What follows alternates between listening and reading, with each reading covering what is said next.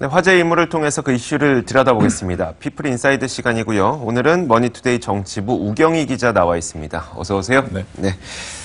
자, 오늘 저희가 첫 번째 인물을 이분으로 한번 설정을 해봤습니다. 행정안전부 김부겸 장관. 그 포항 지진으로 인해서 수능이 연기가 됐는데 이 김부겸 장관이 좀 결정적인 영향을 미쳤다고 해서요. 한번 이야기를 들어보도록 하겠습니다. 네. 수능 연기가 정말 웬만해서는 일어나지 않는 그렇죠. 일이잖아요. 어려운 김부겸 일이죠. 장관이 네. 여기서 무슨 일을 한 겁니까? 네, 이게 지진이 발생한 게 지난 15일인데 네. 이제 그날 오후만 해도 교육 당국의 방침은 수능을 연기하는 것보다는 강행하는 쪽으로 네. 기울어 있었습니다. 교육부가 이제 파손된 고사장을 대체할 예비 고사장을 좀 마련해 보자 이런 방침을 검토할 정도였는데 네. 사실 하루 앞으로 다가온 수능을 연기한다는 게 쉬운 일은 아니죠. 네, 그래서 청와대도 이날 오후 6시가 될 때까지만 해도 이 연기를 할지 말지 결론을 못 내고 있었습니다. 여기에서 이제 등장하는 게 김부겸 장관인데 네. 현장을 본 김부겸 장관이 문재인 대통령에게 직접 연락을 해서 도저히 수능 진행이 어렵다 이렇게 보고를 하고 네. 문 대통령이 곧바로 수능 연기를 결정을 한 겁니다. 알겠습니다. 학생들의 안전을 위해서 그리고 피해를 입었을 그 포항 주민들을 위해서 뭐 여러 가지 측면을 생각했을 때 연기를 하는 것이 마땅할 것처럼 보이긴 하지만 또 나머지 학생들을 생각하면 또 그게 아니기도 하고요. 그래서 그렇죠.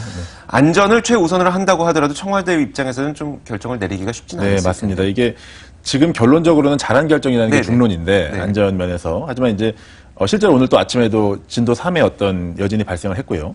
하지만 일단 수능 연기라는 게 어떤 사람에 따라서 유불리가 너무 다르기 때문에 결정하기 그렇죠. 어려운 문제인 게 사실입니다. 그래서 당시에는 현장에서는 뭐 결정을 못 하고 있었던 게 또 네. 사실이고요.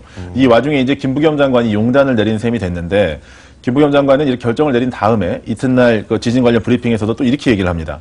여진이라도 닥치면 어떻게 할 것이냐. 네. 6천여 명의 포함 수험생들도 우리 아이들이다. 누구도 그들에게 일방적 희생을 강요할 수는 없다. 이러면서 눈시울을 붉혔습니다. 눈물을 보였는데 네. 관료들은 사실 울지 않거든요. 그렇죠. 관료들은 눈물을 보이지 않는데 이건 네. 정말 전형적인 정치인의 화법이라고 볼 수가 있겠습니다. 그러니까 이제 김부겸 장관이 관료 출신의 장관이 아니라 네. 정치인 장관이기 때문에 네. 이런 일이 가능했다고 보이는 네, 거네요. 네, 맞습니다. 사실 이제 수능 연기를 결정하는 데 있어서 청와대의 의중이 아예 반영이 안 되는 건 아니에요. 네네. 그러니까 청와대가 만약에 강행 쪽으로 기울었다면 김부겸 장관이 아무리 현장 상황이 심각해도 이걸 미루자라고 얘기를 하기가 상당히 쉽지 않은 거죠. 네. 그런데 이제 청와대가 고민하고 있다는 걸 정확하게 파악을 하고 현장 상황을 또 바르게 전달한 판단력 그리고 여론이 본인에게 우호적으로 돌아가자 눈시울을 붉히면서 국민 감정을 다시 끌어오는 그러니까 완전히 자기 편으로 만드는 그런 기술까지 정치인 출신인 장관이 보여줄 수 있는 위력을 다 보여줬다. 이런 평가가 여의도에서 나오고 있습니다. 네, 일단 지금 결정은 잘한 것으로 평가가 되고 있고요. 네. 하지만 그 김부겸 장관과 같이 일을 하고 있는 관료로 평생을 살아왔던 이 공무원들께서는 또 그 정치인 수장과 함께 일을 하는 게 쉽지만은 않을 것 같은데 그렇지 않습니까? 맞습니다. 그 순혈 관료들은 정치인 출신을 좀 불편해하는 게 있고요. 네네.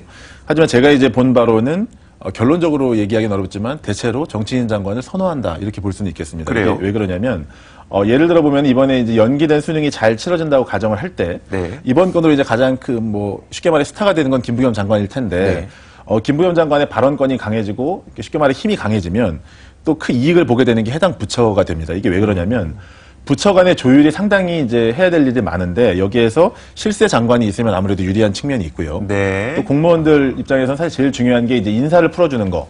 그러니까 승진을 시켜주는 건데 실세 장관이 들어오면 인사를 또 쉽게 풀어줄 수 있는 그런 여지가 또 있습니다. 네. 그래서 은근히 이제 관료들도 장관으로는 좀 힘이 있는, 그러니까 차기 잠룡급으로 분류가 되는 이런 인물들이 오기를 바라고요.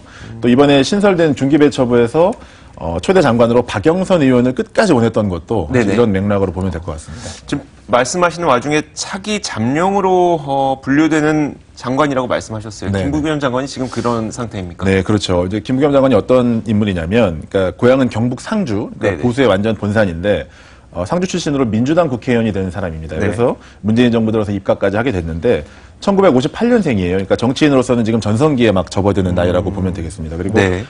전망하기는 좀 이른데 지금 이제 여권의 차기 대권 주자로 뭐 안희정 충남지사 그리고 네. 이제 이재명 성남시장이 언급이 되는데 이분들과 함께 또 정말 단골로 유력한 대항마로 언급이 되는 게 바로 네네. 이제 김부겸 장관이고요. 현재로서는 뭐 속단하기는 어려운데 내년 지방선거에서 대구시장으로 출마할 수 있는 가능성도 있다 이런 얘기가 나옵니다. 만약에 이 대구는 정말 보수의 총본산인데 대구시장으로 출마해서 당선이 된다면 곧바로 대선주자 반열에 오를 수 있다 이런 평가가 나옵니다. 네, 알겠습니다. 자, 수능이 한 일주일 정도 연기가 됐는데요. 물론 그것으로 인해서 내가 이전에 시험을 봤더라면 내가 1등급인데 이렇게 뭐 네티즌들 쓰는 사람들도 있더라고요. 네. 하지만 그래도 안전이 최우선이니까 맞습니다. 잘한 결정인 것 같습니다. 이후에도 여진이 상당히 많이 있었고요. 네, 그러니까요. 네, 그렇습니다. 알겠습니다.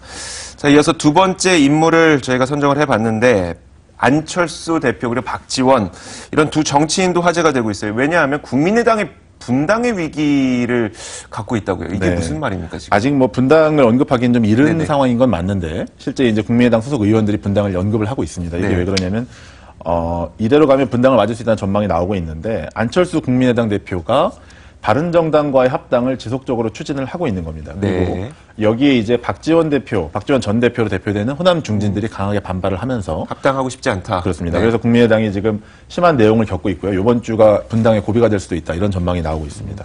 안철수 대표는 그동안 뭐 합리적 진보 그리고 개혁의 보수 이것에 빅텐트를 치겠다고 이야기를 해왔는데 이게 어떤 의미를 갖고 있는 거고 이게 어떤 계획입니까? 어떤 구상이죠? 네, 이게 그러니까 바른정당을 먼저 합당을 한 다음에 네네. 더 큰 그림을 그리겠다는 게 안철수 대표의 이제 생각인데요. 네. 오늘 아침에 어떤 한 언론사에서 보도를 했는데 국민의당이 내부적으로 이제 여론조사를 실시를 했습니다. 그러니까 네네. 당원들, 그러니까 당비를 내는 진성 당원들을 대상으로 조사를 했는데 누구와 먼저 연대를 해야 될 것이냐라는 질문을 했고요. 네. 이 중에 당원들의 절반 정도가 바른정당과 먼저 합쳐야 된다. 네. 이렇게 응답을 했다고 합니다. 이걸 바탕으로 연대를 안철수 대표는 이 데이터를 바탕으로 연대를 더 강하게 추진하겠다. 그런 입장을 보이고 있습니다. 그러니까 이제 네. 바른정당을 먼저 흡수해서 힘을 키운 다음에 더불어민주당과 대통합을 해서 중도와 보수가 어우러지는 그런 어떤 통합체를 구성하겠다. 이게 안철수 대표의 생각입니다. 예. 이게 뭐 그냥 독단의 행동이라고 보기엔 좀 어려울 것 같고 당원들에게 설문조사를 해본 결과 절반 정도가 바른정당과 뭐 연대를 하는 것이 좋다라고 네네. 얘기를 했다고 하는데 네. 왜 그러면 그 박지원 의원을 비롯해서 호남권 의원들은 반대를 하고 있는 거죠? 네, 이게 쉽게 말하면 이제 박지원 의원을 중심으로 한 호남권 의원들의 주장은 호남세가 주도하지 못하는 국민의당은 의미가 없다. 이겁니다. 그러니까 네, 네. 이 다당제 구도 하에서 색이 선명하지 못하면 이 틈바구니에서 경쟁에 살아남을 수가 없다. 이런 게 이제 그 국민의당 의원들의 주장, 그 호남계 의원들의 주장인데 사실 누가 맞고 틀리다를 따지기가 어렵습니다. 그러니까 안철수 대표는 대외적으로 새를 키워서 이렇게 힘을 키우자 이런 입장인 거고 박지원 전 대표와 어떤 호남 의원들의 주장은 네네. 우리가 좀 더 중심으로 뭉쳐 있어야만 세력화할 수 있다 이런 주장이기 때문에 누가 맞고 틀리다를 속단하기는 어려운데요.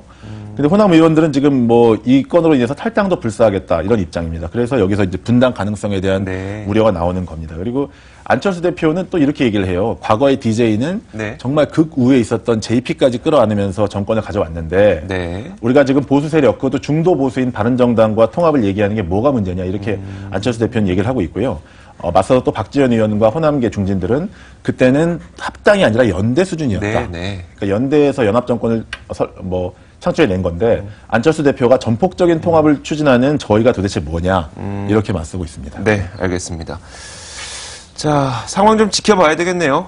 네. 지금 어떤 계획이 남아있죠? 네, 이제 21일, 그러니까 내일인데 안철수 대표와 이 호남권 중진들이 끝장 토론을 한다고 하는데 사실 지금 상황에서는 여기서 뭔가 결론이 나기는 좀 쉽지 않은 상황이고요.